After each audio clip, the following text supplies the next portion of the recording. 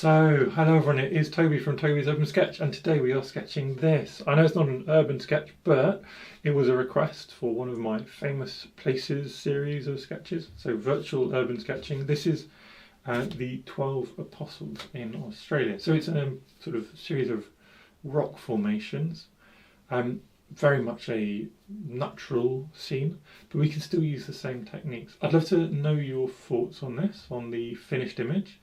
I'd also love to hear from you anywhere else that you would like me to sketch. I'm keen to keep this series going, and I've had hundreds of recommendations, but keep them coming because it gives me more to choose from, of course, and makes my life easier.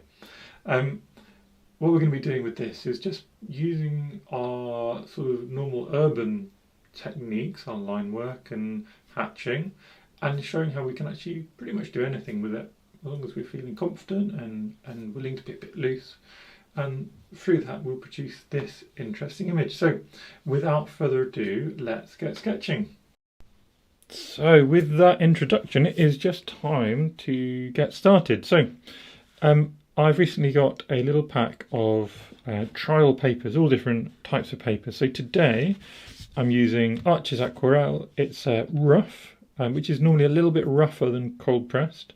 300 grams per meter squared, which is a kind of normal thickness, and it's A5 inside. And I'm going to just pop it over.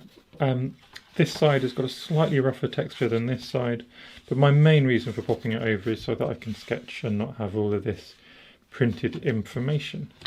So we'll see how this paper responds. It'll be an interesting demo because I've not used this one before. And what we're going to be sketching is, of course, the 12 Apostles, which is a fascinating challenge. Thank you very much for suggesting it.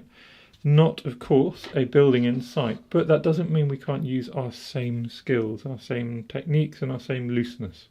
So I'm going to start off with a 0.2mm Unipin fine liner, which is a waterproof fine liner, instead of my normal fountain pen. And we're just going to have a little experiment and see how we can take something which is very much a natural, interesting structure, try and make it recognisable, but also have a bit of fun. So I'm going to start with our kind of standing stones, these sort of key parts of the image. And I'm going to probably enlarge them a little bit compared to what the reference is suggesting. And this kind of stone is really quite pleasing to draw in, I find, in my style, because the loose wobbly lines that I love using lend itself to giving the suggestion of a rocky edge already. What I'm going to do is I'm going to extend my line work to encapsulate the rocks underneath, and then also we can just join our standing stones together with some continuous lines which are going to be suggesting, at least to me, what they suggest is the movement of the water. And we can just get these approximate shapes. That's what we're after, is approximate shapes.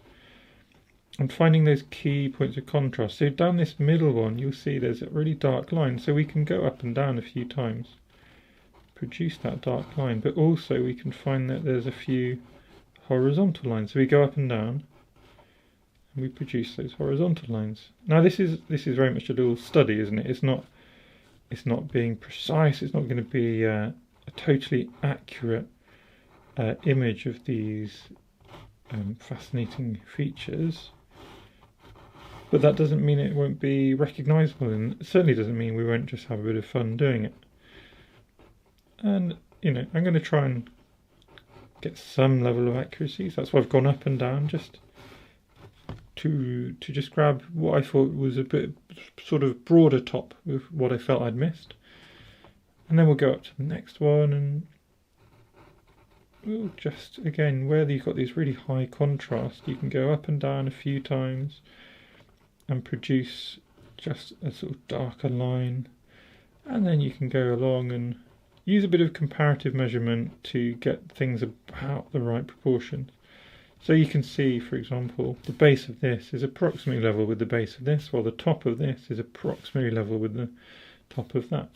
And by just doing that, you can quickly not have to stop too much. You can eyeball and get it about right. You know, if I was to criticize myself, I'd probably say this stone on the right I've made a little too narrow, but you know what, life's for living. I'm not going to start again just because it's a little bit narrow. If I wanted, I could just gradually extend it, so I could easily just extend it a little by little like this. And these up and down lines, just they're suggesting shape. They're not suggesting it's gone wrong, they're suggesting a bit of shape. Then keep moving around and find the next of these stones. We're kind of moving away now from our focal point, so less line work and more just suggestion. Same here, we've got a little one, just a suggestion. And then we kind of got the coast, so we want to get a line which suggests where the sea is ending. And by expanding this, we can now use our cliff face as a sort of frame. And increasingly, this is what I like doing in my sketches of all varieties, especially urban sketches, of course, but bringing in a tall building, or in this case a cliff face, which looms into the side of the image and frames it. It pushes your vision naturally towards all the effort we've put in, whilst providing an interesting opportunity either for negative space, we could add no colour, or for some other kind of interesting contrasting colour. Then just want to find these background cliffs and see, just make a little something of them, but being quite delicate with our pen here. You can see how these lines are much more delicate than these. Now what I have done is I've sort of curved this down, and that's really not a natural way that it doesn't make sense, because what should happen is it's either level or going up. That's how perspective works, because this is at sea level and we're looking at it from above. So what I need to do is just correct that. I'm sure that your eyes can see that it just looks terribly wrong, but we can easily correct that. And that, again, that's the benefit of being so gentle with our lines. It means that we can easily come back and correct things without much issue. And then we can find, we've got a very loose horizon line, and it's actually really high up, and that again is because of the viewpoint. I'm going to move it down, so I'm going to bring it a little bit lower than it is in reality, and I'm going to make it really gentle and a little bit wobbly. But from that we can come forward and we can continue these kind of lines which suggest something flowing, moving. You know, it's not dead space, there's sea, there's water. And now we've got a joined up feel to this whole image.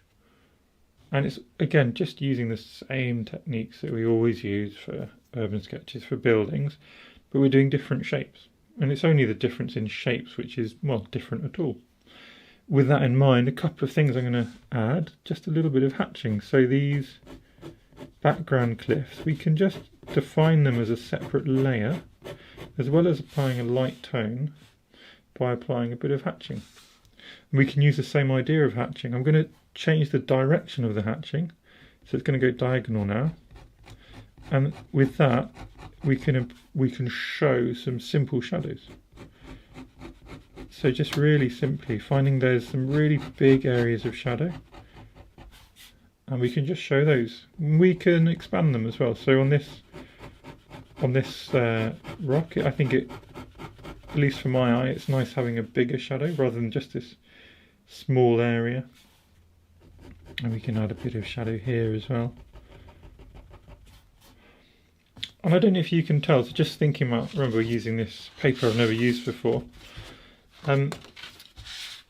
using this fine liner on it, because it's hot pressed, things come out very scratchy. It's hard to get a smooth flow of ink.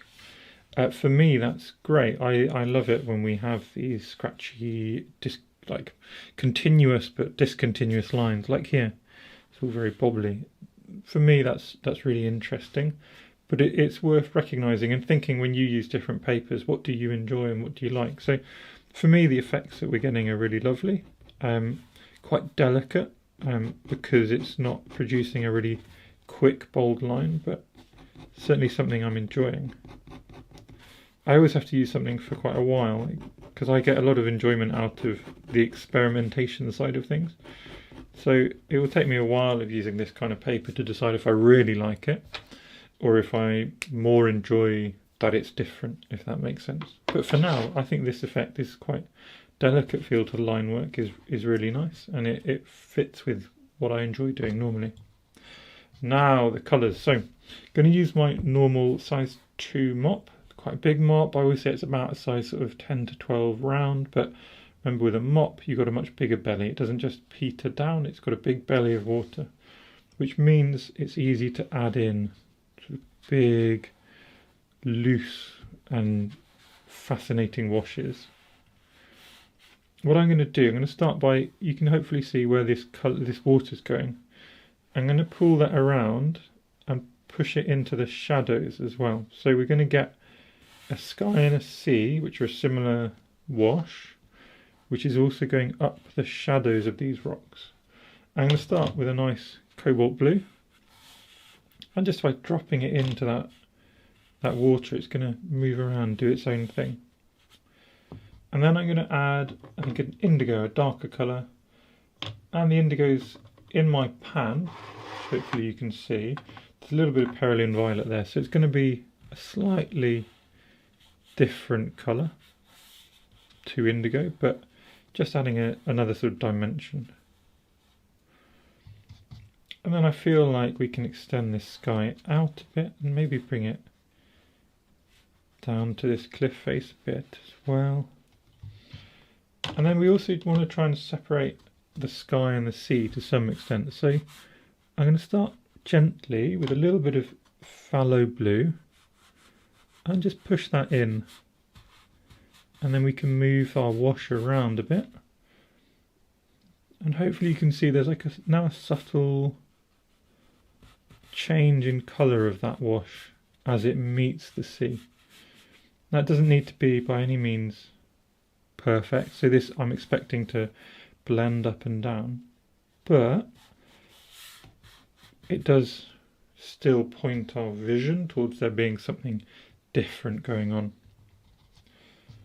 Now the other sort of obvious colours going on for me are these sort of golden colours, and what I want to do with that is probably exaggerate them. So I've got my quinacridone gold, and I've got a little bit of what is Mayan orange, which is a kind of reddy, deep reddy orange. I'm just going to mix those together, and that should give us a slightly muddy sort of gold colour.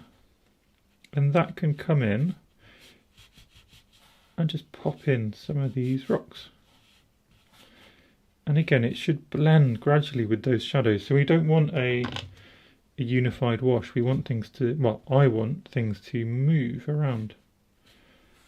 And I'm just going to drop some more of that in. And I know that there's no real reflections in the image that I'm using, but that doesn't mean that we can't encourage some for our own purposes. So just by dropping a little bit of that colour in down below, we get to sort of have a fun bit of reflection building. I'm going to add a couple of other little dots of colour. This is quinacridone sienna, slightly more brown. I'm going to get a bit of Mayan red and really just drop that in just a couple of places, just to make something in this image really warm. And then last bit, I'm going to just take a little bit of indigo and really exaggerate some of those shadows as well. Again, all I'm just doing is touching it, letting it do what it wants to do. And perhaps we can then use that indigo to come into some of these rocks, which, if you remember, we picked out with our line work, and create a tiny bit of shadow underneath as well. Then we've got a decision about this looming shape on the side. Do we want it to be negative space? Do we want it to be colour? I think it's actually quite a nice bit of negative space, and I think this is quite a lovely, delicate image as it stands. I think I'd be very happy to experiment with doing it a couple of times, but for playing it safe and enjoying what I've already got, I'm actually going to leave this as negative space. This kind of background cliff, we've already made background with our simple hatching, and again I think that's working quite nicely. So the last bits of work I'm going to do are to create a bit more interest in the sky. So here's my cobalt blue again, and we can just touch it around and just create some little drama, some little shapes up there. A little bit of the indigo again, and maybe even let's just take, I mentioned a bit of Perylene Violet I think earlier on. We can add a bit of Perylene Violet down below to really add some drama. And there's lots of white, especially in the sea, so we can come in with a clean brush. I'm going to dry it slightly, and we can just pull up a little bit of colour. So now we've not just got colour, we've also got white, we've got sort of space flowing through. And I must say this paper is standing up very well, so well done to Arches. I've not used this particular Arches paper before, I don't believe, but you can see it lifts quite cleanly, despite the fact that I've layered on colour and left it a while. It's rather doing a nice job. A few little splashes of water into the sky, maybe into there as well.